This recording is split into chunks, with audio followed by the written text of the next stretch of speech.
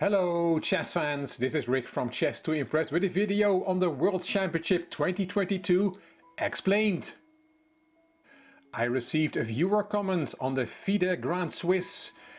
The viewer said, you keep talking about there being two qualifiers for the candidates tournament from the open section and one from the women's section, but I don't think you've actually stated that this is for two separate candidates tournaments.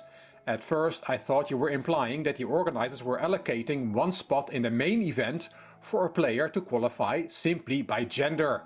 Maybe it would be a good idea to clarify things in one of your videos. Right, that makes sense. So in this video I will explain the current World Championship cycle leading to World Championship matches in both the Open and Women's World Championship as far as the end of 2022 or even early 2023.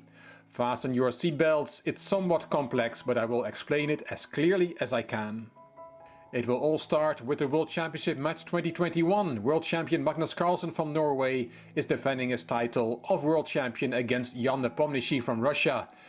It will be held in Dubai in the United Arab Emirates and it will take place between November 24th and December 16th. Very exciting. The games will start at 4:30 p.m. local time and you can see the schedule there, which I got from chess.com. The first game will be played on November 26th and we're counting down. Now let's talk about the World Championship 2022. The match will be between the world champion, who will be the winner of the Carlsen-Nepomniachtchi match, and a challenger, who will be the winner of the 2022 Candidates Tournament. No date has been given for the Candidates Tournament other than that it will be in 2022. And no date for the World Championship match was given, but it led to speculation that the Championship match would also be in 2022. Now let's talk about the Candidates Tournament. There will be 8 players. One of them will be the 2021 World Championship runner-up, so either Carlsen or Nepomniachtchi. There's a candidate nominated by FIDE, which is Timur Radjabov. Radjabov had qualified for the previous Candidates Tournament, but withdrew after his request to postpone the tournament due to the COVID-19 pandemic was refused. FIDE then decided that it was appropriate to give Radjabov a direct entry into the 2022 candidates. So Radjabov will play. We will also see Jan-Krzysztof Duda and Sergei Karyakin in the Candidates Tournament 2022.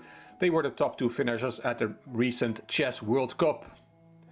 Then we'll have the top 2 finishers in the FIDE Grand Swiss Tournament 2021, which is going on as I'm recording this video. 2 places up for grabs there. And the last 2 will be the top 2 finishers in the FIDE Grand Prix. Now let's talk about that FIDE Grand Prix. It is a series of 3 tournaments to be played between February and April 2022 in Berlin, Germany. There will be 24 players in the FIDE Grand Prix. The top 2 finishers will qualify for the Candidates Tournament. We have already 5 of those 24 names: Vidit Gujrati, Sam Shankland, Vladimir Fedoseev, Etienne Bacrot and Amin Tabatabai. These 5 were quarter-finalists from the recent World Cup, which was played in July-August 2021. The other 3 quarter-finalists of that event were Magnus Carlsen, who has already qualified for the next World Championship match, and Jan-Krzysztof Duda and Sergei Karyakin, who already qualified for the next Candidates Tournament, as we already saw. But these 5 will play in the Grand Prix.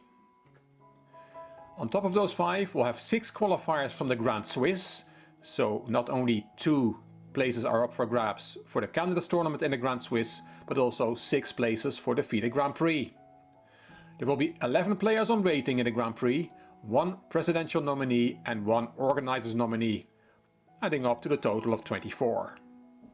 In the Grand Prix, each player will play in 2 out of the 3 of the tournaments. Each tournament will have 16 players and have a 2-stage format. In the first stage, the players are divided into 4 pools of 4, and the players in each pool play a double round-robin mini-tournament. The 4 winners of the pools progress to the second stage. In the second stage, the 4 pool winners play a knockout tournament consisting of semi-finals and a final. Both the semi-finals and final will consist of 2 classical time limit games plus tie breaks if required.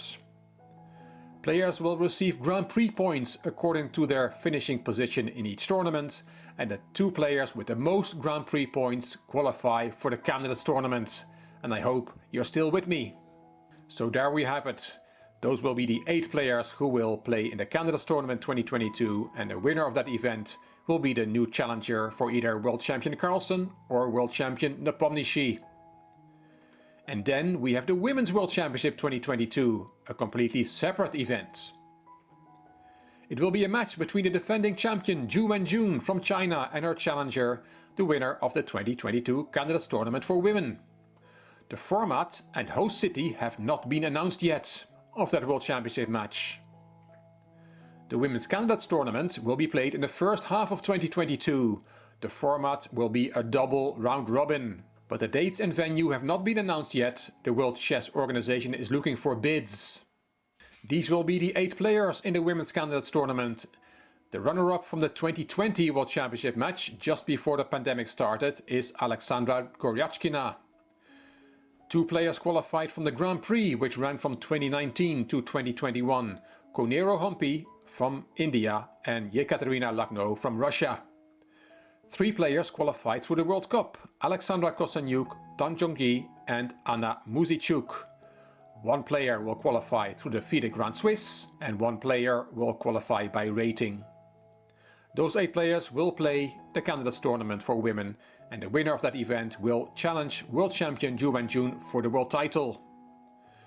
So, now you know how the coming World Championship cycles are organized. Complicated?